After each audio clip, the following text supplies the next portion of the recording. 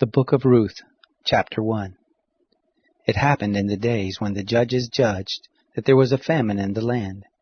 A certain man of Bethlehem, Judah, went to sojourn in the country of Moab, he and his wife and his 2 sons. The name of the man was Elimelech, and the name of his wife Naomi, and the name of his 2 sons Mahlon and Chilion, Ephrathites of Bethlehem, Judah. They came into the country of Moab and continued there.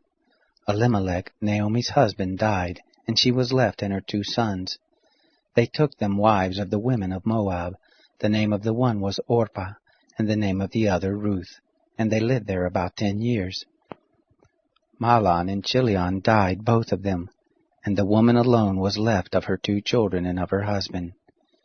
Then she arose with her daughters-in-law, that she might return from the country of Moab, for she had heard in the country of Moab how that the Lord had visited his people in giving them bread. She went forth out of the place where she was, and her 2 daughters-in-law with her, and they went on the way to return to the land of Judah. Naomi said to her 2 daughters-in-law, Go, return each of you to her mother's house. The Lord deal kindly with you as you have dealt with the dead, and with me.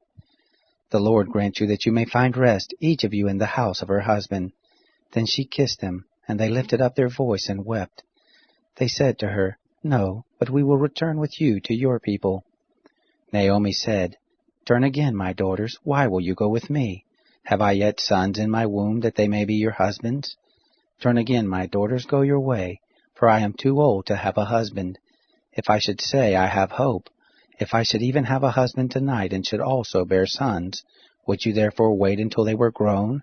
Would you therefore stay from having husbands? No, my daughters, for it grieves me much for your sakes, for the hand of the Lord is gone forth against me. They lifted up their voice and wept again, and Orpah kissed her mother-in-law, but Ruth joined with her. She said, Behold, your sister-in-law is gone back to her people, and to her God. Return you after your sister-in-law. Ruth said, Don't entreat me to leave you, and to return from following after you, for where you go, I will go. And where you lodge, I will lodge, and your people shall be my people, and your God, my God. Where you die, will I die, and there I will be buried. The Lord do so to me, and more also, if anything but death parts you and I. When she saw that she was steadfastly minded to go with her, she left off speaking to her. So they 2 went until they came to Bethlehem. It happened, when they were come to Bethlehem, that all the city was moved about them, and the women said, Is this Naomi? She said to them, Don't call me Naomi, call me Mara, for the Almighty has dealt very bitterly with me. I went out full, and the Lord has brought me home again empty. Why do you call me Naomi, seeing the Lord has testified against me, and that the Almighty has afflicted me?